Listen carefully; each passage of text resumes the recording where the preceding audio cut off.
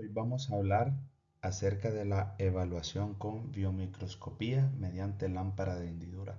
Mi nombre es Musa Abraham, soy residente de primer año de la Escuela Superior de Oftalmología en el Centro Oftalmológico León, avalada por la Universidad Francisco Marroquín.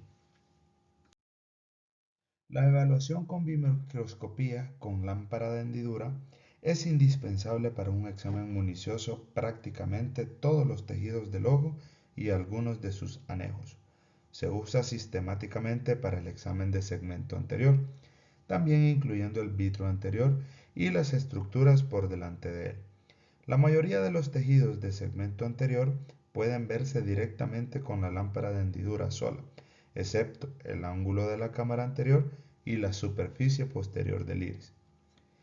Sin variaciones especiales en la técnica ni accesorios o lentes estándar. Las limitaciones ópticas del instrumento y del ojo a examinar impiden la visualización correcta del ángulo de la cámara anterior y de aquellas estructuras posteriores al vitro anterior, a menos que se usen diversos accesorios como un oftalmoscopio indirecto. En la siguiente imagen podemos ver las partes de la lámpara de hendidura, de cual ésta se compone de tres principales o componentes partes. El brazo de observación, que el examinador mira a través de un par de oculares montados en la parte superior del brazo de observación. Hay oculares de 10, 16 o 25 aumentos según las preferencias del examinador. El anillo de enfoque de cada ocular puede girarse para adaptarse al defecto refractivo del examinador, y los dos oculares pueden juntarse o separarse. En cuanto al brazo de iluminación, este puede girarse 180 grados lateralmente sobre su eje de rotación, consiguiendo que el examinador pueda dirigir el haz de luz a cualquier punto desde el borde nasal al temporal del ojo examinado. En cuanto al soporte del paciente, consta de dos barras de metal verticales a las que se sujeta una tira frontal, para que el paciente apoye la frente durante la exploración, y una mentonera. Para iniciar con nuestro examen físico oftalmológico debemos tener la preparación y colocación del paciente. Se coloca y se fija la cabeza del paciente para la exploración con la lámpara de hendidura mediante la mentonera y la banda frontal. La mentonera suele constituir una concavidad de plástico que sostiene una gran cantidad de papeles desechables. El papel usado para el último paciente se arranca y queda expuesto de nuevo para el siguiente paciente. Es mejor hacerlo delante de este para que sepa que la mentonera va a estar limpia. A veces la mentonera no dispone de estos papeles, pero el paciente agradecerá que el médico lo limpie con una gasa o con alcohol o un pañuelo de papel. En raras ocasiones el paciente quiere que también se limpie la banda frontal. A continuación, hablaremos de los principios de iluminación con lámpara de hendidura. Comenzando con la iluminación difusa, se usa principalmente para obtener una visión general de la superficie ocular, por ejemplo la conjuntiva vulvar y palpebral. También puede servir para examinar estructuras intraoculares como el iris y la cápsula del cristalino. Puede usarse con luz blanca o con los filtros azul de cobalto o aneritro. La iluminación focal directa se consigue enfocando oblicuamente el ojo en un haz de luz de intensidad media, altura máxima y anchura intermedia, y enfocándolo solo en la córnea de forma que se observe un bloque cuadrilátero de luz o un paralelepípedo o prisma corneal que ilumina la totalidad de la córnea. La superficie anterior del paralelepípedo representa la superficie anterior de la córnea. La superficie posterior corresponde a la superficie posterior de la córnea, mientras que las otras dos caras del paralelepípedo muestran un corte sagital de la córnea. Puede usarse este mismo tipo de iluminación para examinar la cámara anterior y el cristalino.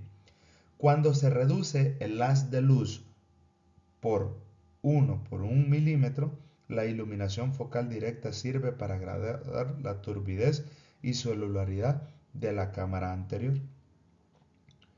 La reflexión especular o iluminación refleja se usa principalmente para examinar el endotelio corneal.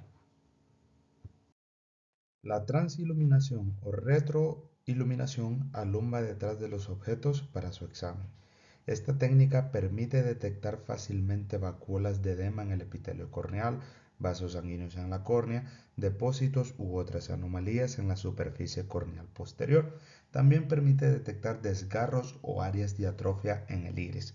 Se proyecta una luz de anchura media sobre la parte del ojo que está más profunda en las zonas que se va a estudiar, de forma que ésta puede verse por la luz reflejada mientras que el examinador enfoca los tejidos que debe explorar. La iluminación lateral indirecta se enfoca justo a un lado de la lesión que se va a examinarse. Parte de la luz atraviesa la lesión que brilla intermitentemente. Este tipo de iluminación es más útil para lesiones translúcidas, como ciertas opacidades corneales o nódulos del iris. Por último, tenemos la dispersión escleral. Es especialmente útil para detectar opacidades corneales sutiles. Las áreas menos transparentes se detectan porque dispersan la luz que se refleja internamente. Al igual que la transiluminación, la dispersión escleral requiere que el brazo de iluminación no esté parafocal con el brazo de observación. A continuación vamos a hablar acerca de la exploración del segmento anterior. Este debe ser siempre minucioso, pero no tiene por qué ser siempre completa. Algunas áreas solo se exploran cuando éste esté indicado por los resultados de la historia clínica, el examen externo o algún otro dato de exploración, como ocurre en la glándula lagrimal, la piel alejada de los bordes palpebrales o del ángulo de la cámara anterior. La exploración con lámpara de hendidura del segmento anterior debe empezar con una visión anatómica general y descender luego a los detalles.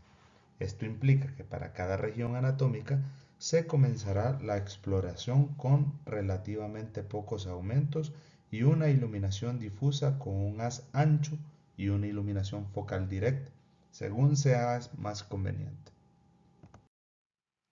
Los componentes de la exploración del segmento anterior enumerados a continuación siguen un orden anatómico lógico. Empezamos con la glándula lagrimal y la piel.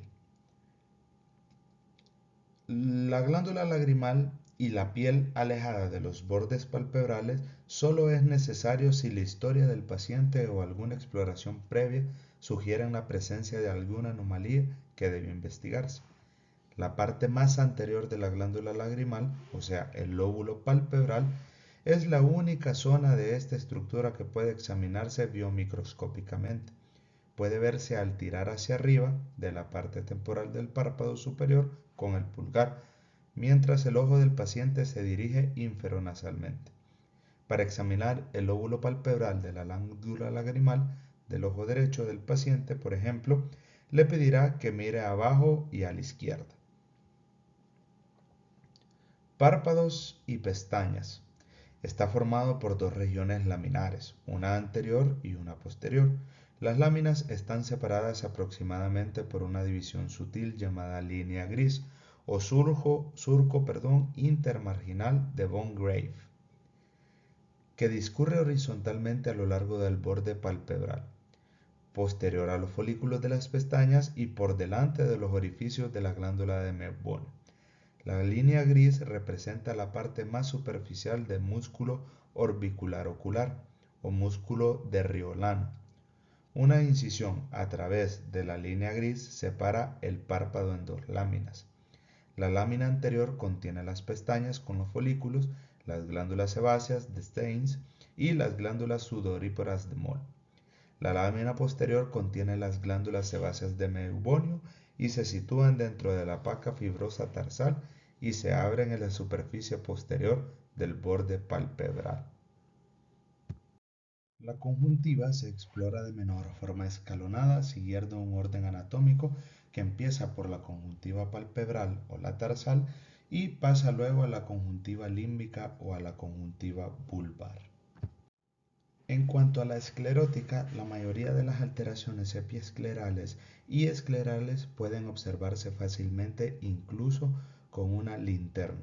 Existen algunas diferencias que permiten al médico distinguir los signos conjuntivales de los epiesclerales o esclerales.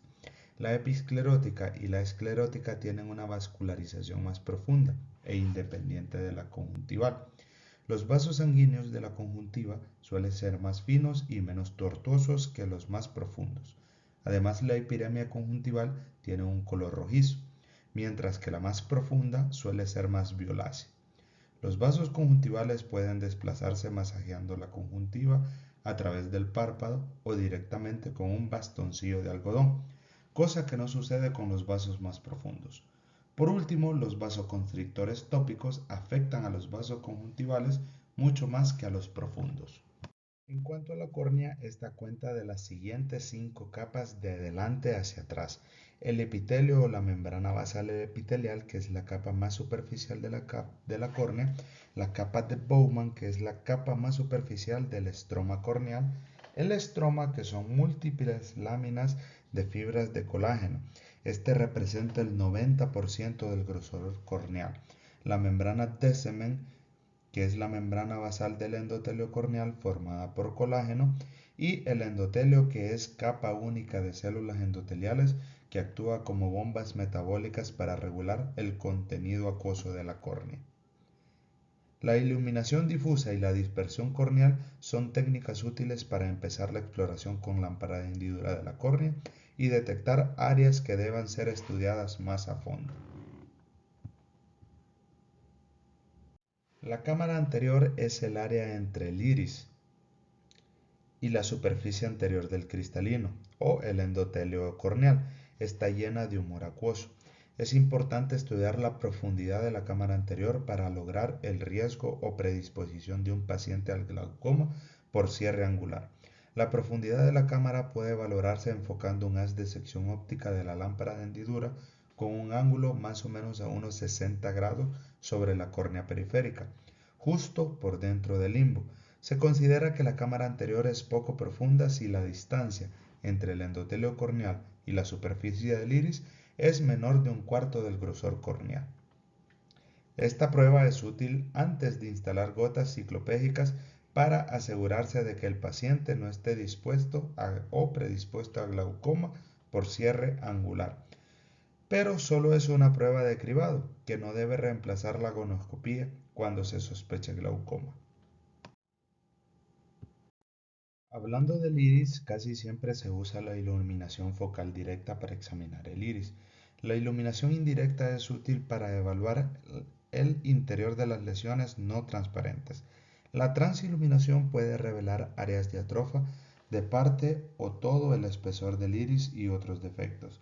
Las sinequias son secuelas inflamatorias consistentes en adherencias fibrosas entre el iris y la córnea o entre el iris y el cristalino. Las sinequias posteriores a veces afectan a toda la circunferencia pupilar, impidiendo que el humor acuoso alcance la cámara anterior. Como resultado aparece un glaucoma, y la acumulación de humor acuoso por detrás del iris hace que éste se curve hacia adelante. En cuanto al cristalino, es una estructura encapsulada que contiene varias láminas o capas que se forman durante los diferentes periodos del desarrollo embrionario y vida postnatal. La capa externa es la cápsula, la capa que sigue o corteza continua creciendo a lo largo de la vida. Con fines prácticos, los médicos a menudo hablan del núcleo para referirse a las capas del cristalino central por delante y por detrás de las cortezas. El cristalino, este se observará mejor después de dilatar la pupila, normalmente con una acepción óptica. La iluminación difusa directa y retroalimentación son útiles para evaluar la cápsula posterior y el área subcapsular.